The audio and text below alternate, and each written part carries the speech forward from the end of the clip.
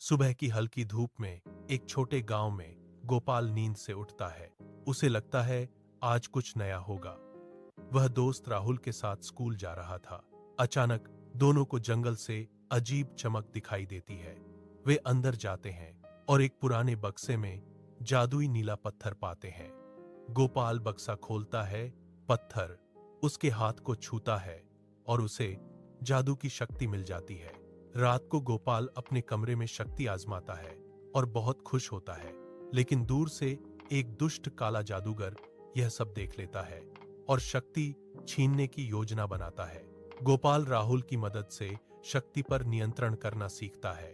एक दिन काला जादूगर उसे पकड़ लेता है और शक्ति मांगता है। गोपाल डरता नहीं, दोनों के बीच युद्ध शुरू होता है। गोपाल अपनी पूरी शक्ति से काला जादूगर को नष्ट कर देता है। गांव के लोग गोपाल को धन्यवाद देते हैं। गोपाल कहता है, असली शक्ति दोस्ती है। वह अब शक्ति का उपयोग केवल अच्छे कामों के लिए करता है। नए रोमा ये कहानी है गोपाल की, जो एक छोटे गांव में रहता है। एक दिन गांव में अचानक पूरी बिजली गायब हो जाती है। सभी लोग परेशान हो जाते हैं। पूरा गांव रात में अंधेरे में डूब जाता है। रीना दौड़कर गोपाल के पास आती है और दोनों मिलकर कारण ढूंढने निकल पड़ते हैं। जंगल में एक चमक देखकर वे एक पुरानी प्रयोगशाला पहुंचते हैं, जहां बिजली दादू बिजली चुराए जाने की बात बताते हैं। अचानक दरवाजा खुलता है और डार्को अंदर घुसता है, जो शक्ति चुराकर पूरी दुनिया को अपने नियंत्रण में करना चाहता है। वह बिजली दादू को बांध देता है और मशीन चालू कर देता है। गोपाल चुपके से पीछे जाकर मुख्य वायरिंग उल्टा कर देता है।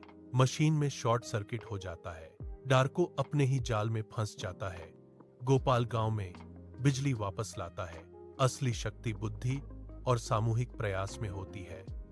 अगर कहानी छोटे से गांव में दोपहर बाद पक्षी चहचहा रहे हैं और हल्की हवा चल रही है। जिज्ञासु गोपाल दोस्त राहत से कहता है, नया एडवेंचर चाहिए। अचानक सड़क किनारे पुराना मोबाइल दिखता है। दोनों दौड़ते हैं उसे उठाने। गोपाल मोबाइल को हाथ में लेते ही वह अचानक चालू हो जाता है। स्क्रीन पर हल्की नीली रोशनी चमकती है। एक अजीब आवाज निकलती है, स्वागत है गोपाल, तुम्हें अब ये जादुई मोबाइल मिल गया है।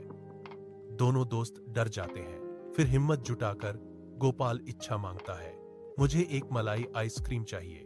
तुरंत आकाश से एक ठंडी आइसक्रीम गोपाल के हाथ में गिरती है। राहत हैरान होकर कहता है, ये जादू है, अपने लिए चॉकलेट मांगो। तभी मोबाइल से फिर आवाज आती है, चेतावनी, हर इच्छा के बदले आपको कीमत चुकानी पड़ती है। गोपाल ये सुनकर हैरान होता ही है कि अचानक पूरे माहौल को घना अंधकार ढक लेता है। हवा तेज हो जाती है।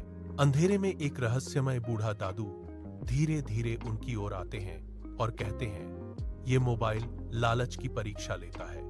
अभी भी समय है, सही निर्णय लो, वरना यहीं हमेशा के लिए फंस जाओगे।